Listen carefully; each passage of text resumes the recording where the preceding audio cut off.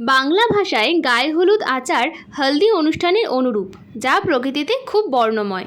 প্রথমে বরকে হলুদ বাটা লাগানো হয় এবং যেটি শুভ বলে মনে করা হয়। তারপর ওই একই হলুদ বাটা নতুন শাড়ি এবং তার সাথে কিছু তত্ত্ব নিয়ে কনের বাড়িতে যাওয়া হয়। তারপর ওই হলুদ বাটা দিয়ে কনেকে স্নান করানো হয়। পবিত্রতা ও সৌন্দর্যের মাধুর্য বাড়াতে এই অনুষ্ঠানটি পালন করা হয়। নিয়ম অনুযায়ী কনেরা তো হলুদ শাড়ি পরেই, তার সাথে সাথে এখন আবার আত্মীয়রাও হলুদ শাড়িতে সেজে ওঠে। এই হলদি অনুষ্ঠানে 5 বা 7 জন আয়ো মানে ম্যারিড উম্যান অনুষ্ঠানে অংশগ্রহণ করতে পারে এবং গায়ে হলুদ মাখামাখির খুব মজা নেয়। তারপর কনেকে স্নান করানো হয় বিভিন্ন নিয়মের মাধ্যমে।